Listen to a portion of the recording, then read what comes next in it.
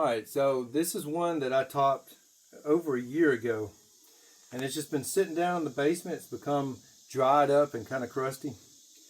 But I did that on purpose. A lot of guys, they'll cut these off and they'll wait maybe a week or two. And then it just kind of scab over on the bottom. Then it's time to plant it. But sometimes I like to wait and let it start rooting out a little bit. And then I'll go to planting it. Now we don't have any black gold dirt left. So we're just going to use some of this Miracle Grow today, but I'm going to show you how we're going to put this one in here. And we're going to get him growing again, get him healthy again. A little bit of water for him, even though it's close to winter time, but he'll be inside. So here we go. Watch out, little pup. Grab some dirt. And this is just Miracle Grow. You can get it just about anywhere. And it's what I had laying around, so it's what I'm going to use. A lot of times you can find good deals on this potting soil when it gets closer to winter time, because nobody's out planting vegetables in the winter unless they get a greenhouse.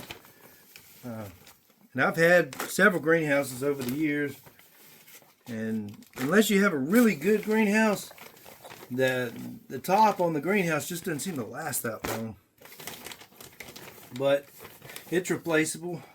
Once you get really into plants and growing stuff, growing vegetables, you'll come to find out that a greenhouse is so much more helpful in keeping pests and rodents away and all kinds of stuff.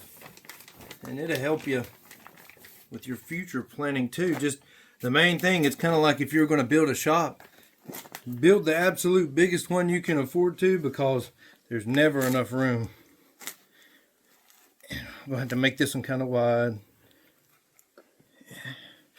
Now these big ones, the big ones that you're planting, you kind of want it deep down in the pot. So it'll be able to kind of hold itself straight. And this one didn't really grow exactly straight.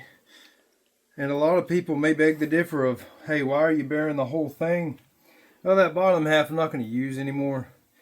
I need some stability in this holding it up. And if you look, they kind of push apart from one another. If I kind of put it like this and stress it a little bit, it's going to help it hold a little stronger in there. And as you can see, it basically stands up by itself. So I'm going to get her some more dirt around here. And we're going to bury that puppy in here. If I can keep him from falling over. He's trying to hold steady. Just drop it in there. These things, they love water too, but you really need some. Black gold's one of the best dirts you can, or soils you can use for cactus. It's fast draining, very healthy. Miracle Grow, well, we're trying to bring this back to life pretty quick, but you got to be careful that you don't over health aid them, I guess you could say, because you will burn the plants. We did one video where we did that with the tequila agave, and so far he's doing just fine. But sometimes you can overdo it with foods and stuff, wanting your cactus to grow so fast and everything, and that's not a good thing to do. Just it'll grow when it's time for it to grow. And he's over to one side, so let's kind of tilt him back a little bit and then kind of pack it down a little bit. I'm not a fan of packing down, but sometimes for these big ones you don't have much of a choice.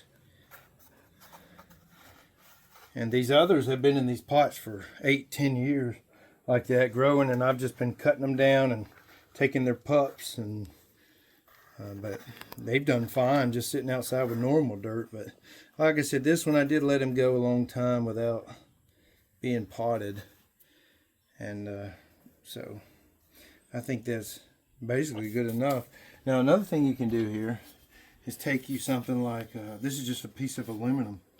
Come down, and let's say we don't want him growing to the sun. Let's just say we just want him in the same place, and just take that and shove it down in here and lean it up against him. And you can just use these as like a lean-to for him, or I'll see if I can find a little bungee strap or something really quick. All right, so now we finally got something to kind of hold him straight. turn this, get a seat. Find one of the spines and just tuck him in like that. And then come down to one of the sections and just tie them together. This is just some hay string I had laying around. And don't tie him tight. Just kind of snug there, because he's going to grow. And that may help hold him steady. Now you can go pot him. If you can go put him somewhere. If you see that he starts to grow one way versus another, you could actually see how he's got a curvature to him here at the top. You could take this spine, this little brace I put in here, you could put it on the other side and tie him up at the top, which is what I might do just to get him start growing straight, because he's still in the beginning stages here. Thinking, you know, like I said, try to make this a little straighter. I'm going to just come up here and go ahead and put me one more in here. I can actually go below these spines and come up here at the top and pull it in tight, a little tighter. And that way we'll have him going pretty straight. And so now there you have it. That's how I a lot of times will just come in here and just cut the top, let it sit a while.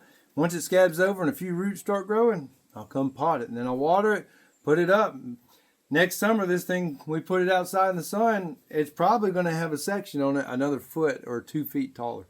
And then it'll start, all this down here will settle down, become hardened. We'll start losing a lot of our, what do you call it, nutrients and stuff. And then we might want to take him out and repot him into something more steady. As he grows and branches off, he's going to get bigger and heavier, and we will have to do something. If not, you run the risks of, like this one, just a little shake, and that whole bucket could come down on you with a cactus, and it'd be pretty bad. But anyway, that's about it. Thanks for watching.